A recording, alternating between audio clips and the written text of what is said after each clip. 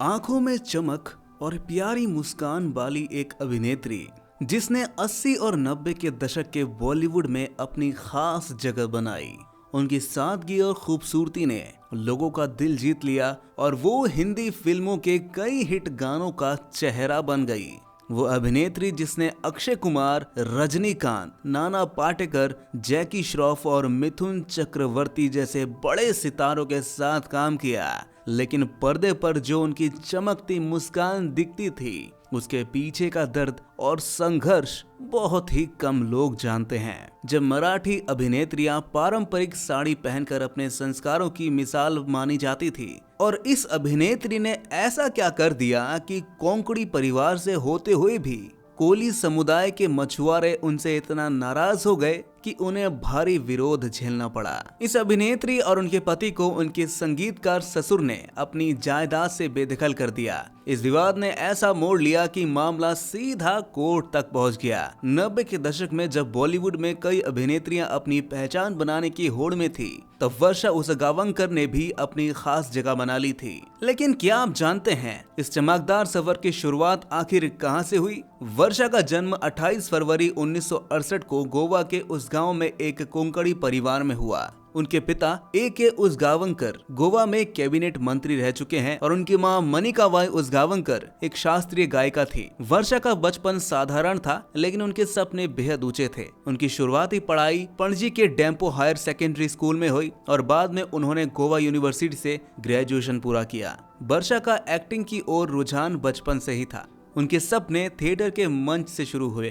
वर्षा शौकिया तौर पर थिएटर में काम करते हुए उन्होंने अपनी पहचान बनानी शुरू की। साल 1984 में उनका मराठी स्टेज प्ले ब्रह्मचारी रिलीज हुआ। ये प्ले उनके करियर का सबसे बड़ा टर्निंग पॉइंट था। इस नाटक में उनकी खूबसूरती और अभिनय की जमकर तारीफ की गई। ये वो पल था जिसने उन्हें दिखा दिया कि उनकी मंजिल एक्टिंग ही है। फिर 1988 में उन्हें B.R. चोपड़ा के प्रतिष्ठित टीवी सीरियल महाभारत में बड़ा मौका मिला। उन्होंने अभिमन्यु की पत्नी उत्तरा का किरदार निभाया। इस किरदार ने उन्हें हर घर में एक लोकप्रिय चेहरा बना दिया। उनकी मासूमियत और अभिनय ने दर्शकों के दिलों में एक खास जगह बना ली। महाभारत की शूटिंग के दौरान उनका नाम महाभारत में कृष्ण का किरदार निभा रहे नीतीश भारद्वाज के साथ जोड़ा गया। ये अफेयर ज्यादा समय तक नहीं चल पाया, लेकिन अखबारों और गॉसिप कॉलम में ये खबर लंबे समय तक सुर्खियों में रहा। महाभारत के बाद वर्षा ने छोटे पर्दे पर और भी कई यादगार किरदार निभाए। उनके अभिनय का सफर मराठी और हिंदी धारावाहिकों में नए मुकाम छूने लगा।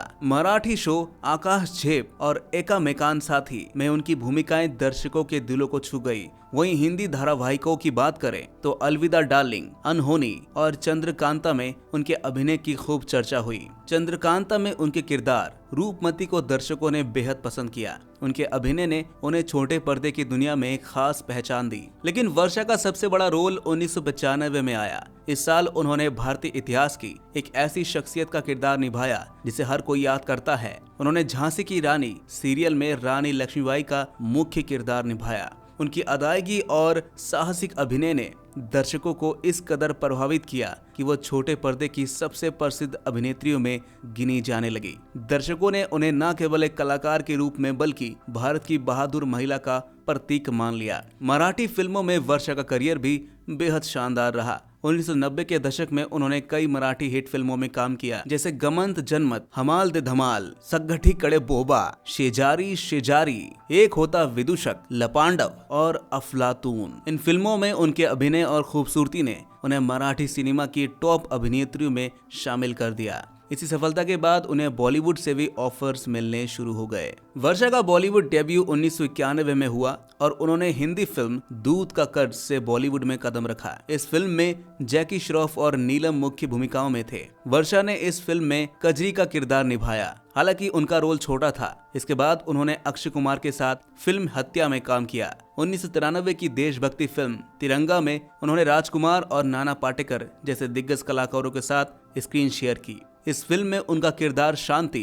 दर्शकों को काफी पसंद आया। इस फिल्म में नाना पाटेकर के साथ उनकी केमिस्ट्री को खूब सराहा गया। उनकी बोलती आंखें और दमदार अभिनय ने हर किसी का दिल जीत लिया। इतने बड़े कलाकारों के साथ काम करने के बावजूद वर्षा के करियर को वो सफलता नहीं मिल पाई जिसकी उन्हें उम्मीद थी। उन्होंने हनीमून, शिकारी, साथी, इंसानियत के देवता, मुकद्दमा और चेहरा जैसी फिल्मों में काम किया, लेकिन ये फिल्में दर्शकों को सिनेमा घरों तक खींचने में नाकाम रही। उनके फिल्मों के लगातार फ्लॉप होने से उनका करियर कमजोर हो रहा था, लेकिन वर्षा ने कभी हार नहीं मानी। उनकी उम्मीद और मेहनत के बावजूद बॉलीवुड में उनका सफर ज्यादा लंबा चल नहीं पाया। साल 2000 में उन्होंने अचानक फिल्मी दुनिया से दूरी क्यों बना ली?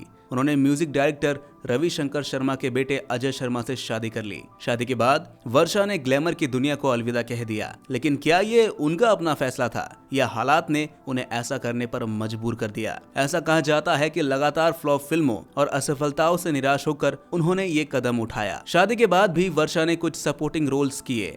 घर आया मेरा परदेसी, पथरीला रास्ता, मंगल पांडे और मिस्टर या मिस जैसी फिल्मों में वो नजर आई, लेकिन इन भूमिकाओं ने उनके करियर को कोई खास ऊंचाइयां नहीं दी।